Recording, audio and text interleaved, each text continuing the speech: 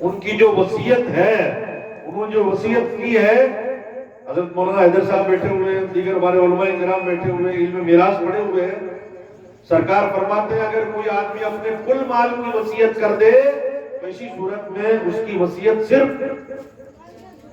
تہائی مال میں نافذ کی جائے گی، 1/3 میں، یعنی ان کی پراپرٹی کے اب کل 3 حصے کیے جائیں گے، 3 حصے کر کے ایک حصہ ان کی وصیت کے مطابق جن لوگوں کے سامنے گواہ بنا کر کے انہوں نے کہا تھا کہ میرا پورا نہیں دینا، وہاں پہ ایک ہی حصہ دیا جائے گا اور 2 حصے ان کے بچوں کے بیچ میں وراثت کے طور پہ تقسیم کیا جائے گا، ان کی وصیت بھی نافذ نہیں ہوگی۔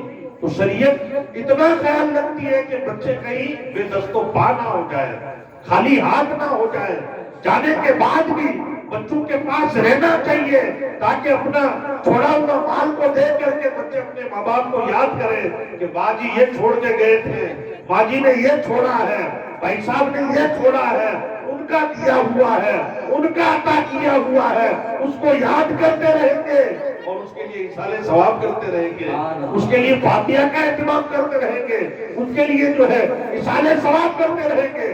اگر پورا کا پورا کر دیا جائے اسی صورت میں پھر کیا ہے، اصالِ ثواب کے بجائے اور کچھ ہوگا، برائی سے یاد کریں کہ کچھ بھی نہیں چھوڑا ہمارا، سارا کا سارا ہی کیا ہے سلٹا کے چلے گئے۔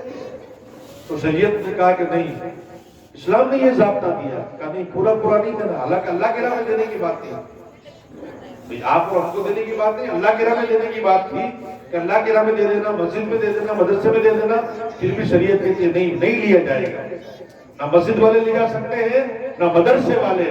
کیوں؟ اس لیے تاکہ بچے خالی ہاتھ نہ ہو جائے، ان کے پاس میں کچھ رہنا چاہیے۔ اب آپ اندازہ لگائیں، ہم اگر اپنا پورا کا پورا سرمایہ فضول خرچیوں میں خرچ کر دیتے ہیں، شادیوں میں خرچ کر دیتے ہیں تو ہمیں سنبھلنے کی ضرورت ہے۔ تو برادران ملت اسلامیہ، کہنے کا مطلب یہ ہے کہ ہم اپنے اندر سدھار پیدا کریں، شریعت کی پاسداری کریں، دین پر چلنے کی کوشش کریں، نمازوں کی پابندی کریں۔ آج 29 ربیع الاخر ہے، سرکار صوفی حمید الدین ناگوری علیہ رحمہ کا عرص پاک ہے۔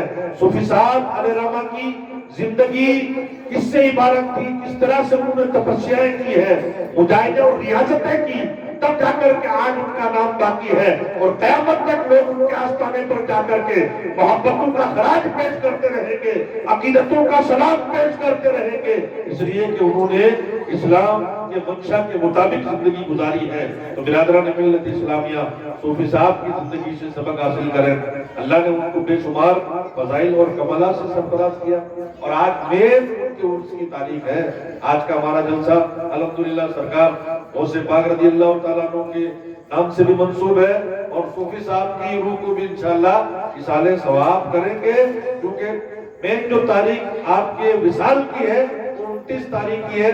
باقی کمیٹی والے جو عرس کریں گے وہ منگل کو بڑا عرس ہے اور بدھ کو کل ہے، پوسٹر کے حساب سے۔ آپ کو پتا ہوگا بیکانیر کے لوگ بہت آتے ہیں وہاں پر الحمدللہ صوفی صاحب رحمۃ اللہ تعالیٰ علیہ کے آس کریں۔ تو صوفی صاحب رحمۃ اللہ تعالیٰ علیہ کو اللہ نے بہت کمال عطا کیا، انسانیت کا درد عطا کیا، لوگوں کے کام آنے والے تھے، مظلوموں کے کام آتے تھے۔ ایک بار ایک قرض کا بولے تو مانگ توڑا، کوئی کسی کو ادھار دے دے اور اس کے بعد میں واپس ٹائم آ جائے تو مانگ توڑا مانگنے کے لیے جاتا کہ جاتے ہی فون کرے گا فوراً کہ بھئی ٹائم ہو گیا مجھے پیسے واپس دو۔ تو ایسے یہ قرض کا مقروض سے پیسوں کا مطالبہ کر رہا تھا، کسی نے کسی کو ادھار دیا تھا، اس کا ٹائم آ گیا تھا، تو مانگ توڑ آدمی جس سے مانگتا تھا اس کے پاس پہنچ گیا اور اس سے کہا کہ دو لاؤ۔ اس نے کہا کہ میرے پاس ابھی بنے نہیں، مجھے تھوڑی سی مہلت دے دو، تمہارے سامنے ہاتھ جوڑتا ہوں۔ اس نے اس کے پاؤں پہ پاؤں رکھ دیا اور پاؤں پہ پاؤں رکھ کر کے کھڑا ہو گیا اور کہا کہ یہی کی یہی دے، نہیں تو جا نہیں سکتا آگے۔ زبردستی کر، اب یہ مقروض آدمی بیچارہ اس کے سامنے ہاتھ جوڑ رہا ہے، اس کے پاؤں پکڑ رہا ہے کہ بھائی مہلت دے دو۔ وہ کنڈیشن ہی ایسی ہوتی ہے، اگر کسی کے پاس کسی کا ادھار لیا ہوا ہے واپس دینے کی کوئی سبیل نہیں بنتی ہے، کوئی رستہ نہیں بنتا ہے اور آدمی کے لیے کوئی ادھر سے ہی کوئی سراغ بھی نہیں ہے تو آدمی پریشان ہو جاتا ہے۔ تو سرکار صوفی صاحب رحمۃ اللہ تعالیٰ علیہ کا گزر ادھر سے ہو رہا تھا. آپ نے دیکھا کہ دو آدمی آپس میں دست پہ گریباں لڑ رہے, ایک منت سماجت کر رہا, ہاتھ جوڑ رہا ہے, اور دوسرا سینہ گولی کر رہا ہے. تو صوفی صاحب پاس میں پہنچے اور پوچھا آپ نے کیا معاملہ ہے؟ تو جو مانگنے والا تھا اس نے کہا میں اس میں مانگتا ہوں, اتنے دن ہو گئے دے نہیں رہا ہے. تو صوفی صاحب نے کہا خدا کے واسطے اس کو اور مہلت دے دو, اور ڈھیل دے دو, 2-4 دن کے لیے مہلت دو, یہ کہیں سے انتظام کر کے لا کے تمہیں دے دے گا. کہا کہ نہیں, میں ایک گھڑی کی بھی مہلت نہیں دیتا, مجھے آج کا آج چاہیے. صوفی صاحب نے پھر اسے سمجھایا. صوفی صاحب ہمدرد تھے, انسانیت کے خیر خواہ تھے, وہ تو جانوروں کا درد سمجھتے تھے.